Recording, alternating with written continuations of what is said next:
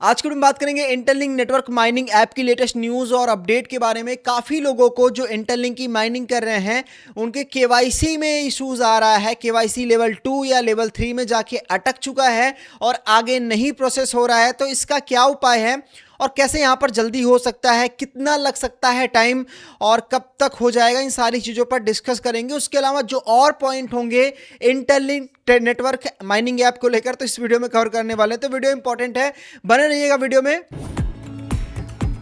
चलिए बात कर लेते हैं इंटरलिंक नेटवर्क माइनिंग ऐप के बारे में। तो सबसे पहले केवाईसी वाले पॉइंट को कवर करते हैं। तो आ जाते हैं केवाईसी सेक्शन पर और यहां पर देखेंगे, हम केवाईसी सेक्शन पे जाते हैं तो यहां पर आप देखेंगे मेरी भी केवाईसी यहां पर स्टक हुई है लेवल 2 पर और इसके आगे ये बढ़ नहीं रही है। तो क्या मामला है उसको लेकर हम थोड़ा समझते हैं। तो यहां पर आ जाते हैं वेरिफिकेशन पे। तो सिंपल यहां पर देखेंगे, यहां पर लेवल 2 में इन रिव्यू दिखा रहा है और कब से दिखा रहा है, 14 मई से, यानी आप समझो कि 2 महीने होने वाले हैं। उसके अलावा यहां पर आप देखेंगे तो यहां पर लेवल यहां पर पास हो गया था। उसके अलावा और सारे कितनी बार फेल हुआ था। अब यहां पर आते हैं केवाईसी कैसे करनी है। यहां पर क्या मेंशन है, अब केवाईसी फास्ट करने के लिए उन्होंने बताया हुआ है कि थोड़ा सा कंसिस्टेंसी जिन्होंने स्टार्टिंग में दिखाई थी जब केवाईसी आया था तो उनकी केवाईसी हो गई थी 2-4 बार, 5 बार, 6 बार फेल होने के बाद उन्हें जब कुरेटर वगैरह मिल गया था तो केवाईसी वगैरह वो करते गए तो कुछ लोगों की हो गई। लेकिन मोस्टली पीपल की केवाईसी यहाँ पर पेंडिंग में। अगर हमारा लास्ट सेकेंड, लास्ट थर्ड या लास्ट फर्स्ट वीडियो आप जाकर देखेंगे तो मैंने उसमें जब वीडियो में कि कमेंट बॉक्स को पढ़ा तो देखा 90% लोगों की केवाईसी नहीं हुई है इंटरलिंक पे। और क्यों नहीं हुई है इसके पीछे का रीज़न भी मैं आपको बहुत पहले बता चुका हूं और आज एक बार फिर बता देता हूं। सबसे पहले यहां पर क्या लिखा है, यहां पे लिखा हुआ है कि यहां पर अगर केवाईसी को लेकर कोई चीज़ें हैं तो हर 24 घंटे में आपको चेक करना या करना होगा। तो आप कोशिश करें केवाईसी को लेकर यहाँ पर बार बार 24 घंटे में हर एक बार तो जरूर यहाँ पर आकर चेक करें। उसके अलावा यहाँ पर लिखा हुआ है कि किस प्रकार से काम कर रहा है केवाईसी का सिस्टम। तो देखो भाई, जो जैसे अप्लाई कर रहा है, जिसको जैसे मिला था उसी लाइन वाइज यहाँ पर हो रहा है। तो आपका नंबर कब आएगा वो आइडिया बता रहा हूँ कैसे होगा।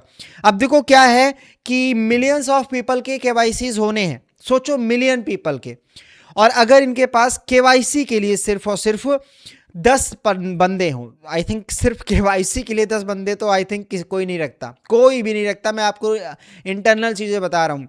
अगर केवाईसी को लेकर अगर बंदे इनके पास हैं तो ज़्यादा 2, 3, 4, 5, बस उससे ज़्यादा नहीं होंगे जो केवाईसी को वेरीफाई कर रहे होंगे, वो भी मैनुअली। अब सोचो 5 बंदे हैं, 10 बंदे बहुत हो जाते हैं। तो 5 बंदे हैं जो केवाईसी को वेरीफाई कर रहे हैं। अगर एक बंदा बहुत सारी मेहनत करता है और दिन में 200 लोगों की केवाईसी कर ले जाता है, 300 की कर ले जाता है, 400 की कर ले जाता है, तो आप कैलकुलेट करो कि 5 बंदे दिन भर में केवाईसी कितना करेंगे, उसके बाद महीने में कितना करेंगे, साल में कितना करेंगे, तो कितना टाइम लगने वाला है ये आप थोड़ा सा कैलकुलेट करना जैसे मैं बताया तो आपको पता चल जाएगा। तो केवाईसी में ऐसा होता है क्योंकि ये ओपन सोर्स केवाईसी नहीं है, ये मैनुअली केवाईसी है जैसे पाई नेटवर्क में था। जो ओपन सोर्स केवाईसी होती है, लाइक हम किसी थर्ड पार्टी से कोई सर्विस लेकर केवाईसी करवाते हैं तो वो ऑन स्पॉट हो जाती है। आपने थर्ड पार्टी से सर्विस ली है और थर्ड पार्टी आपको बता देगा कि इसने डॉक्यूमेंट सबमिट कर दिया और वो आपको फॉरवर्ड कर देगा। तो सिंपल सा केवाईसी का प्रोसेस होता है। लेकिन ये क्या कर रहे हैं, मैनुअली इनकी टीम हैंडल कर रही है, थर्ड पार्टी को नहीं हायर किया है। लेकिन ये थर्ड पार्टी को हायर करना चाहिए ताकि ये जो बहुत सारी चीज़ें चल रही ना केवाईसी को लेकर, कोई क्या कह रहा है, ये ना होता। तो हमेशा देखो कि आप जो एक्सचेंजेस होते हैं उन पे जाओ केवाईसी करने के लिए, तो उसमें फटाक से हो जाता है, 24 घंटे के अंदर रिव्यू हो जाता है, मतलब हो जाता है। लेकिन वो हमेशा थर्ड पार्टी को हायर करके रखते हैं केवाईसी के लिए। थर्ड पार्टी उन्हें बोल देता है आप जब उसमें केवाईसी करेंगे तो थर्ड पार्टी ही वहाँ पर फ्लैश होना स्टार्ट हो जाएगा। तो ऐसा सिस्टम होता है। अब चलिए यहाँ पर अपडेट की तरफ चलते हैं। तो केवाईसी को लेकर आपको टाइम लगने वाला है। साथ ही साथ एक ट्वीट किया है, ये वाला है, लिंक डिस्क्रिप्शन में है, जाकर इसको रिट्वीट कर देना।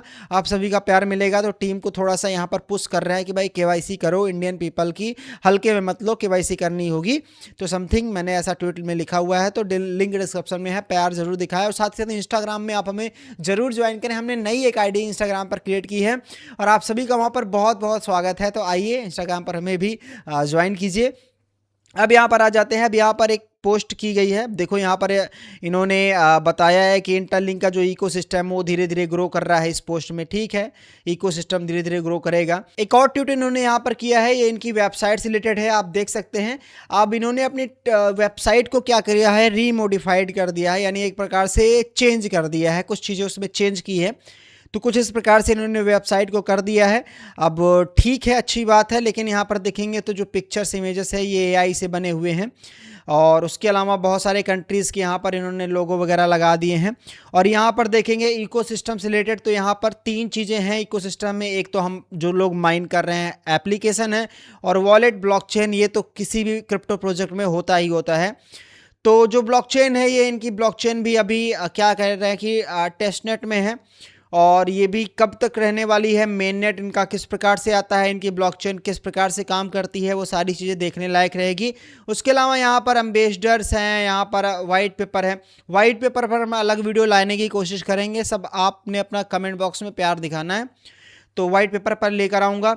अब यहाँ पर एक जो ज़्यादा क्वेश्चन पूछा जाता है मुझसे इंटरलिंक को लेकर, वो है इंटरलिंक की लिस्टिंग को लेकर और इंटरलिंक की प्राइस को लेकर। तो देखो अभी यहाँ पर जो टोकन है ना, ये टोकन आपका किस प्रकार से काम करेगा, पहले आप इसको समझो।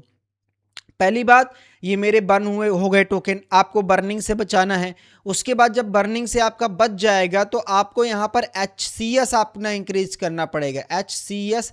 और HCS के माध्यम से ये आपका क्या होगा, वेरिफिकेशन के बाद माइग्रेट हो पाएगा। यहाँ पर देख सो माइग्रेशन का प्रोसेस है, आपको वेरीफाइड टोकन मिलेंगे माइग्रेट होके। पहले तो वेरीफाइड होंगे, फिर उसके बाद माइग्रेट होंगे।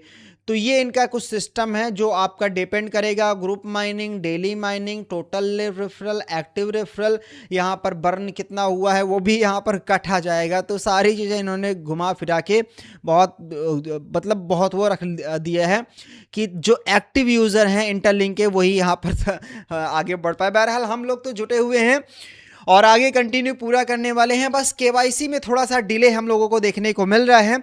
और हाँ, आपने इंटरलिंक को स्टेक नहीं करना है, जिनके अनलॉक हो गए हैं, माइग्रेट हो गए हैं। और उसके अलावा P2P में बहुत सारे लोग बहुत ज़्यादा प्राइस में बाई और सेल वगैरह कर रहे हैं, तो वो भी अपना पार्ट नहीं है, तो उसमें भी अपना इंटरेस्ट मत दिखाना बिल्कुल भी। अपना जो पार्ट है वो ये है कि हम लोग इस एयर ड्रॉप में पार्टिसिपेट कर रहे हैं, और जो भी टोकन मिलेगा जब ऐसे ट्रेड के लिए एक्सचेंज पर अवेलेबल होगा तब हम वहां पर उसे सेल कर सके। तो ये रहा ओवरऑल वीडियो। बहरहाल मैं जल्द एक नया वीडियो लेकर आऊंगा। आपने कमेंट बॉक्स में अच्छे अच्छे कमेंट करना है, और कोई क्वेरी है तो कमेंट बॉक्स में बताइएगा, और किसी और प्रोजेक्ट पर आपको वीडियो चाहिए तो भी कमेंट बॉक्स में बताइएगा। तो ये रहा ओवरऑल वीडियो को लाइक कर दीजिएगा। मिलता हूँ एक नए वीडियो में। Thank you so much.